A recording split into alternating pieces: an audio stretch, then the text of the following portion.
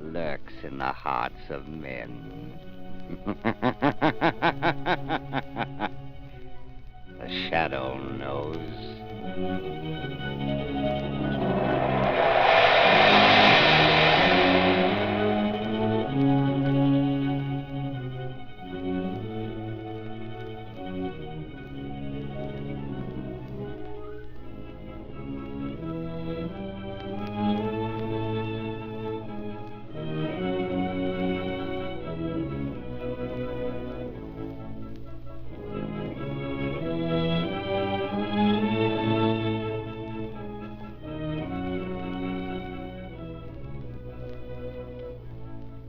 Ladies and gentlemen, in the next adventure of the Shadow as in all his adventures, the news about his exploits are often known to the underworld almost as soon as they happen. And I want to tell you that the news about the new Goodrich Silvertown tire is traveling like wildfire among motorists all over America. It's because this new Silvertown is so sensational in action and appearance, it's really a new kind of tire. You've never seen anything like it. It even looks different, for its tread is wider and flatter, and every inch of the tread is covered with row upon row of never-ending spiral bars. And those spiral bars do the same job on a wet, slippery road as your windshield wiper does to your windshield. They sweep the water right and left. They force the water out through the deep drainage grooves. Thanks to that lifesaver tread, your tire actually has a drier, safer road surface for the rubber to grip. Just think, motorists. Here is a tread that's actually a road dryer. No wonder the new Silvertown will stop you quicker and protect you against the dangers of skidding as never before. And here's a sincere and friendly tip. Don't fail to see and drive on the new Goodrich Silvertown the very first chance you get. Get a free demonstration. Take it from me, you'll get the driving thrill of a lifetime.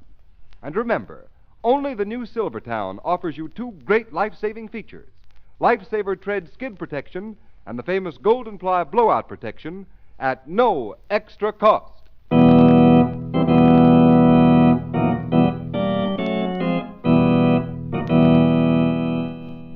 The Shadow, Lamont Cranston, a man of wealth, a student of science, and a master of other people's minds, devotes his life to righting wrongs, protecting the innocent, and punishing the guilty. Using advanced methods that may ultimately become available to all law enforcement agencies, Cranston is known to the underworld as the Shadow. Never seen, only heard, as haunting to superstitious minds as a ghost, as inevitable as a guilty conscience. The Shadow's true identity is known only to his constant friend and aide, Margot Lane. Today's story, The Power of the Mind.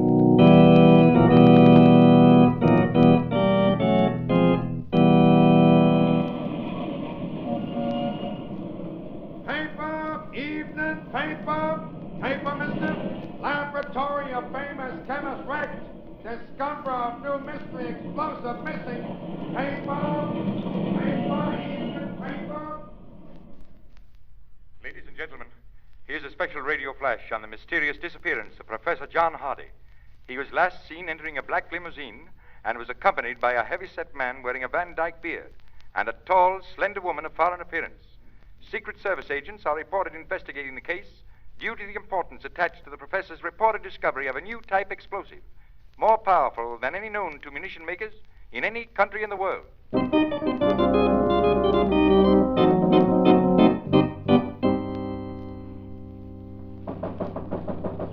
Come in. Come into my cabin, dear Countess Zara. Well, Richter, has your very stubborn and courageous American inventor talked? Given you the formula for that high explosive he's so determined shall fall into no other hands save his own government? No, but he will. He can't stand much more of Ivan's treatment with the whip. Be careful. Too much torture can destroy the mind, and if Professor Hardy's mind snaps, you will never get the formula, because we know for certain he has never written it down. I know. I have warned Ivan to be careful. Ivan's idea of care is to see how close he can come to whipping a man to death without actually doing so.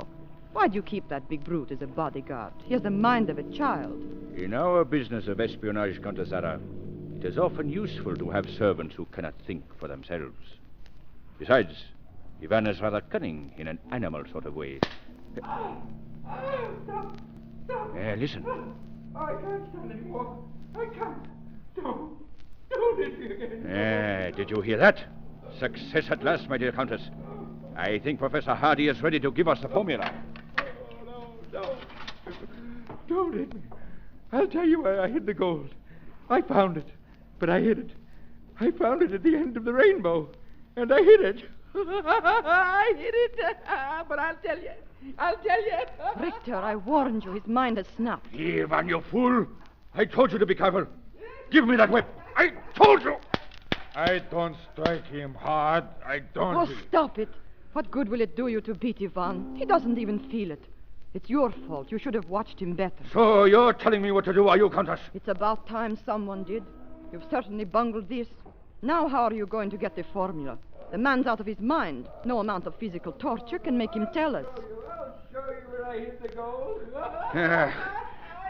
Take him back down to the hold of the ship, Ivan. I obey. Come, Professor. Come with me. It's at the end of the rainbow, the gold. I'll tell you.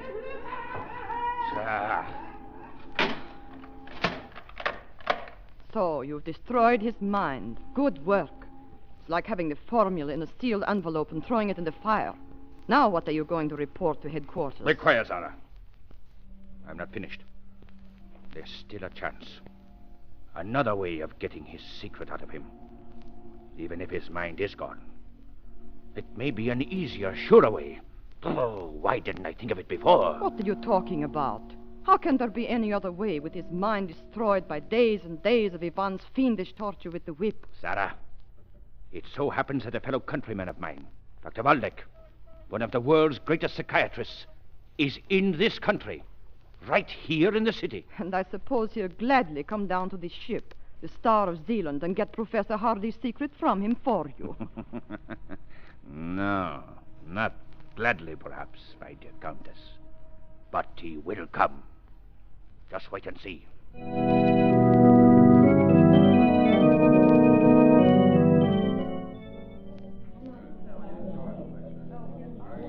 I enjoyed your lecture very much, Dr. Waldeck. Our club has been honored tonight. Thank you, Mr. Cranston. You are a scientist interested in psychiatry? Well, in a way, Dr. Waldeck, I'm really only an amateur criminologist. So, then perhaps you could tell me something of this remarkable man I've heard so much about, even before I made this trip to America, a man called the Shadow. The Shadow? I'm afraid not, Doctor. No one knows very much about him. What have you heard? Oh, a great deal. I understand he's a master of mass hypnosis, of mental suggestion. He has you criminals and police quite baffled by his ability to appear in a room crowded as, let us say, this club of yours, and yet remain unseen. You seem to have no doubt of the Shadow's existence, his powers, Doctor. Oh, none whatever, Mr. Cranston. In fact, I should like to meet this Shadow. But then I suppose I should have to commit some crime in order to do so, and I wouldn't care to carry my scientific research quite that far. I think the Shadow would enjoy meeting you, Doctor. You have much in common. I think he would be profoundly interested in your work in psychic research, particularly in the field of mental telepathy. You know, it might be interesting if you and the Shadow could make a test of thought transmission, of the purely mental telepathic method. It would indeed. This Shadow, from what I hear, he has little time for theory. He deals mainly in the harsh realities of criminal investigation. Yes, but the two pursuits are not as far removed from each other as some persons seem to think. Message for Dr. Waldeck. Dr. Waldeck. Right here, John. A message for you, Doctor. Here you are, Doctor. The gentleman and the lady are waiting outside in their car. Oh, thank you. Well, that's unusual. Most unusual. Is there any answer, Doctor? Answer? Yes. Say to the Countess I will come immediately. All right. I will do what I can. You will excuse me, Mr. Cranston. A countrywoman of mine is in need of help, and I must go at once.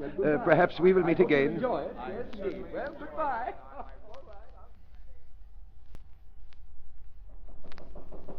Come in. Come in. So here you are, Lamont Cranston. I thought you promised to take me to dinner tonight. You're an hour late. I know. I'm terribly sorry, Margot. You're sorry. But Margot Lane, your assistant, is hungry. What's the matter, Lamont? You seem preoccupied. Anything troubling you? Yes, Margot, something is troubling me, but I'm blessed if I know what it is. Would it be Dr. Waldeck? Ever since you talked to him at the club last night, you've been wondering if he suspected that you are the Shadow. I don't think he knows, Margot. Then what are you worrying about? Simply that all day long I've had the feeling that Dr. Waldeck has been trying to get in touch with me, or rather, I should say, With the shadow. But how could Margot, he? Waldeck practiced what he preached. He is a master of mental telepathy. Well, the Shadow isn't exactly a novice at mental telepathy either. What makes you think he's trying to get in touch with you? At intervals all day, my mind is kept reverting to thoughts of distress, coupled with Waldeck's name. Waldeck's name and another name. Star of Zealand. That sounds like the name of a ship. Perhaps, but it doesn't make sense. Well, it seems to me it'd be easy to find out if Dr. Waldeck's in trouble. Why not call his hotel? I've been on the point of doing it several times, but... Here, give me that phone and let me call him. The trouble with you, Lamont. You get so wrapped up in things like thought transmission, you forget the obvious. Telephone. That's why I have an efficient assistant like you. Hello? Will you connect me with Dr. Waldeck's suite? What? Are you sure? The secretary's had no word either. No, never mind, thank you. Doesn't the hotel know where Waldeck is? No, he hasn't been seen or heard from since he left your club last night at 11 o'clock. Then he is in trouble. He has been trying to communicate with me, with the Shadow. Lamont, that other name, Star of Zealand. Maybe he's been trying to let you know where he is. Yes, now I'm sure of it. Star of Zealand. You said it sounded like the name of a ship. It's just possible. Hand me that newspaper, Margot. Got it here. Yeah, the shipping news. Let's see. Here it is. Sailing, arrivals, departures in port. Margot, there is such a ship in port. Star of Zealand. A freighter, general cargo, Pier 83. Margot, is your car outside? Yes, want me to drive you down to the dock? Yes, come on. There isn't a minute to lose. That ship is scheduled to sail at 6 o'clock tomorrow morning. And you think Dr. Waldeck is on board? Yes, and I'm just as certain he's in trouble and needs help. Help from the Shadow.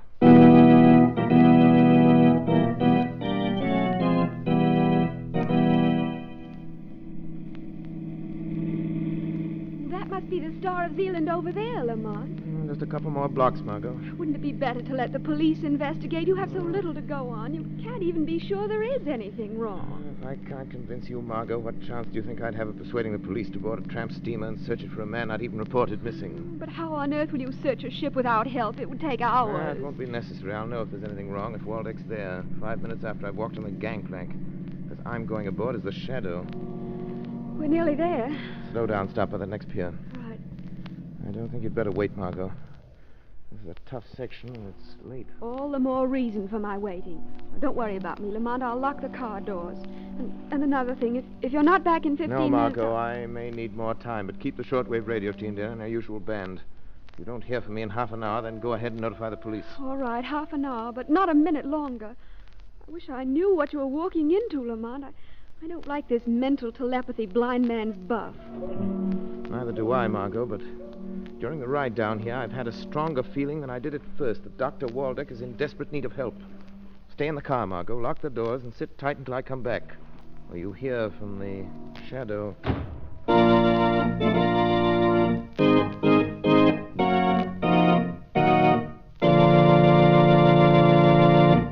Ladies and gentlemen, we'll be back with the Shadow in a moment to find out what new spot his enemies have put him on. But first, here's a word of advice to every motorist. Don't let wet, skiddy pavements put you on the spot. Beware. How fast can you stop? Will your tires slip or grip? Don't gamble. And motorists, if there is one tire that has taken the gamble out of skidding, it's the new Goodrich Silvertown with the Lifesaver tread. For exhaustive road tests of the regular and premium price tires of America's 6 largest tire manufacturers proved that the Silvertown gave greater skid resistance than any of the other tires tested.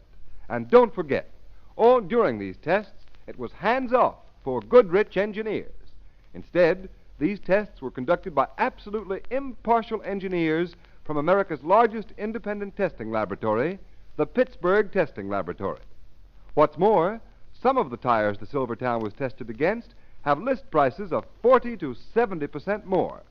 And that can mean only one thing, motorists. No other tire, regardless of price, can give you the superior skid protection of the Lifesaver tread.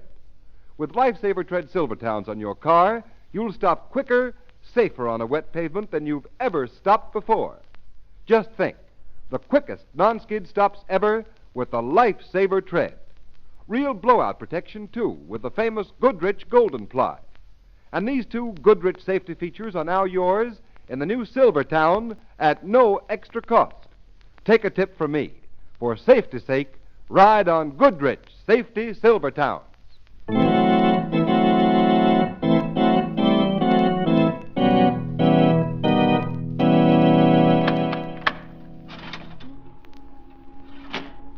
Well, my good Dr. Waldeck, what success have you had with our stubborn mental patient, eh? None, Victor. Come now, Doctor. You've been here on the Star of Zealand since last night. Not by my choice. I admit that. But surely you, one of the world's greatest psychiatrists, are not going to allow a deranged mind to stand between you and your chance of leaving this ship alive. It is impossible, I tell you. Only one thought dominates the mind of Professor Hardy. If you had not allowed your servant to unmercifully beat him, it would not be so difficult. I did not come down here to listen to excuses. I want that explosive formula from Professor Hardy. And I mean to get it. Now. Very well. He is there in the bunk, sleeping. Perhaps you can succeed where I have failed. You haven't failed. You haven't tried to penetrate his subconscious mind. But you're going to try. Ivan, come here. Bring your whip. The whip failed you once, Richter. It will fail you again. You brought me here against my will. But neither you nor that brute and his whip can make me reveal the secret knowledge of that man's mind. A secret he sacrificed his reason to keep from you. We shall see if you have the same courage and determination as Professor Hardy. Ivan. I am ready. Very well, Dr. Waldeck. One last chance. Get Hardy out of that bunk. Question him. Use the method you so eloquently described at your lecture last night. The method used to penetrate the subconscious of amnesia victims. No, I refuse. The possession of Professor Hardy's formula, the formula of the most powerful explosive ever known, is vital to our country. Your country, Dr. Waldeck. If you refuse, you are an enemy of your people. I am a man of science. My nationality was an accident of birth. You are a traitor. In your eyes, perhaps. Just as in mine, you are a common thief. Hold your tongue. They cheat. Do as you're told. And they coward. Ivan, the whip. We'll see who is a coward. Yes. Mr. Richter, You didn't touch him. What's the matter with you? Why did you throw the whip away? Something touched me. Knocked the whip from my hand. You're crazy. You dropped it. Get it. No, I swear it. Something knocked it from my hand. Pick up that whip, I say. Pick it up. But, Mr. Richter, the whip, it moves. It moves like a living thing, like a snake. Oh, that is it, Dr. Waldeck? Trying to save yourself by fogging Ivan's mind, making him see by hypnotic trance. Whips move like snakes, sir. Well, I'll show you. I can use a whip, too. Stay where you are, Doctor. Or do you think you can stop me pulling the trigger of this gun? Your servant is not imagining things, Richter. He is not seeing things which have not happened. He is not hypnotized. Something knocked the whip from my hand. I swear. Did you hear that? Laughter, like the laughter of Satan. Someone Be here. still, you fool. You heard it too. You heard it. Yes, your master heard it. Ah, the shadow. You heard my appeal. You have come. The shadow. Then it is possible.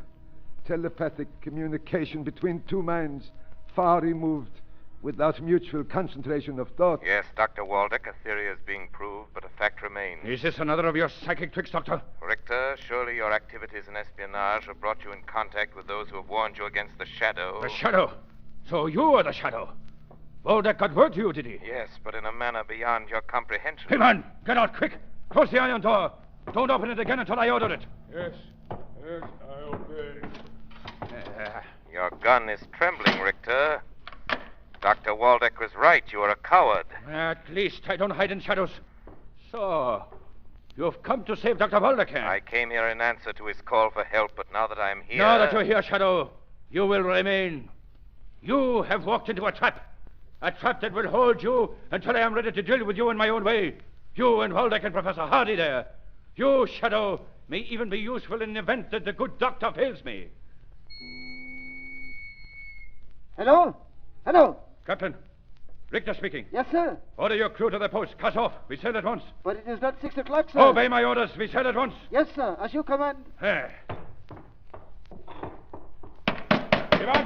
open the door.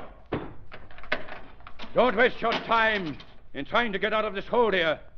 Even you cannot walk through steel doors, Shadow. In a few hours, we will be at sea, and you'll be beyond help. As for you, Dr. Waldeck, I advise you to enlist the aid of the Shadow in securing Professor Hardy's secret, if you value your life.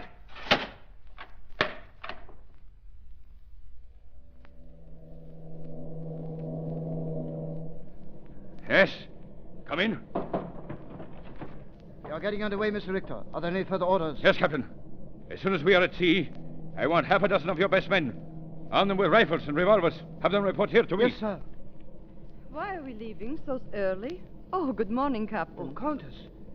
Beg your pardon, but have you been in your cabin? I haven't left it until now. Why? Why do you ask? What's wrong? Well, speak up, man. A young woman was seen coming on board just before we cast off, sir. What? Are you sure? Yes, sir. My second mate mentioned it, but thought it was Countess Zara. It couldn't have been. Captain, take every member of your crew you can get. Search the ship. Find that woman and bring her here. Yes, sir. We will find her if she is aboard.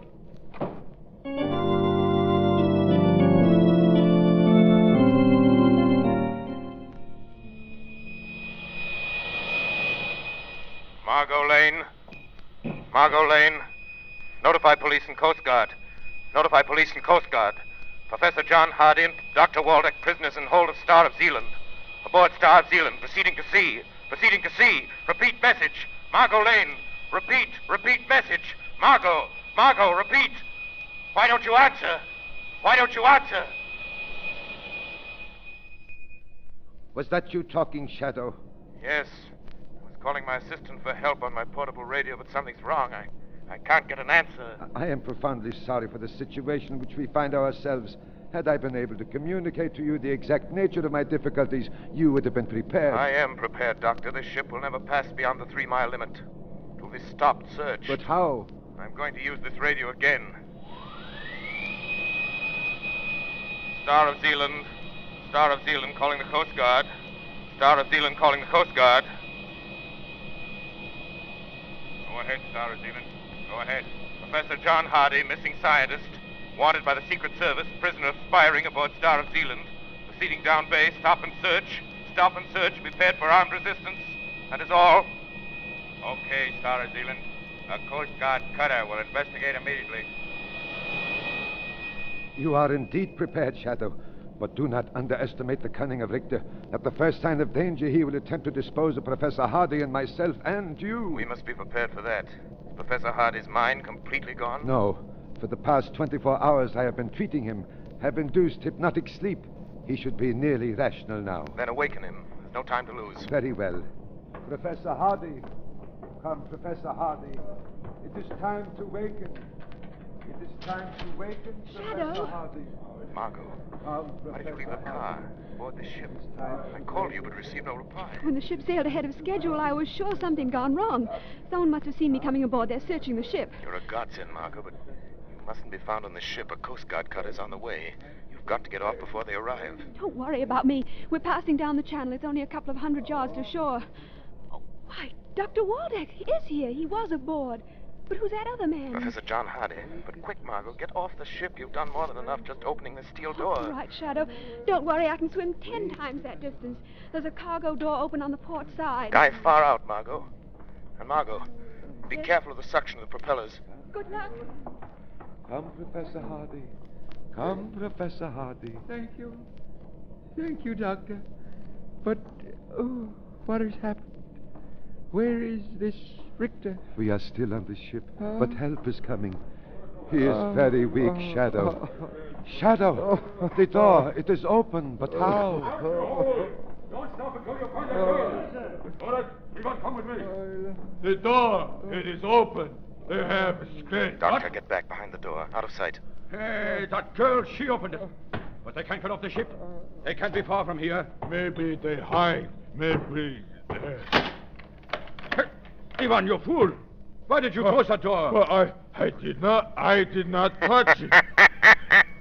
Now, Richter, it is you who have walked into a trap. So, you didn't have time to get away, Shadow. Mr. Richter, the doctor, the professor, they are here. Yes, so. You like to have what you Americans call the showdown.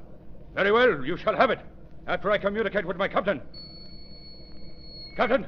Captain! Yes, sir. Quick! Your men who are searching the ship, send them to this hold at once. Immediately, sir. And now, Shadow, we shall deal with you.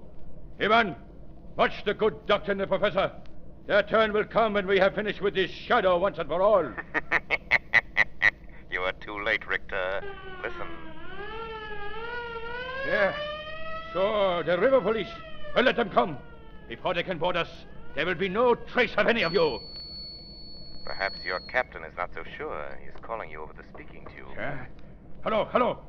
Coast Guard cutter off our port bow, sir. She has readied us to halt for search. Order full speed ahead and get your men down here. But Quick! we are not beyond the 3-mile limit. Carry out my orders. Full speed ahead. Yes, sir.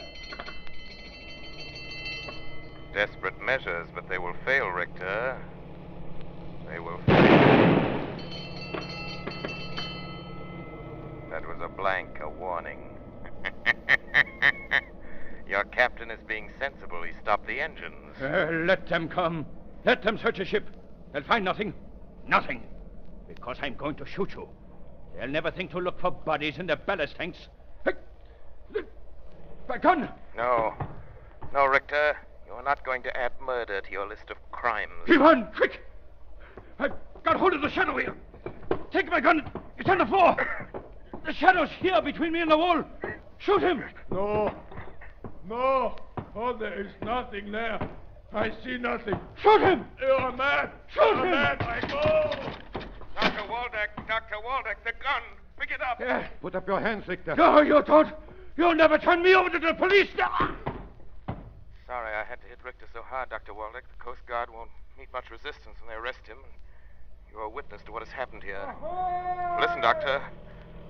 I'm fighting the Starlum dealer. We are coming aboard. The Coast Guard. Yes, they are coming aboard. You are safe now, Dr. Waldeck. Your faith in the power of the mind saved you and Professor Hardy, helped him keep his secret. Perhaps at some future time, under more favorable circumstances, we shall meet again.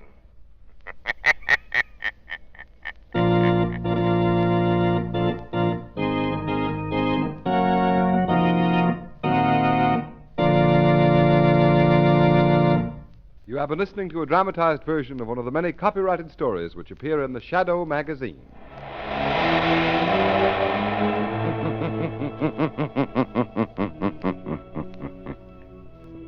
The weed of crime bears bitter fruit. Crime does not pay. The Shadow knows.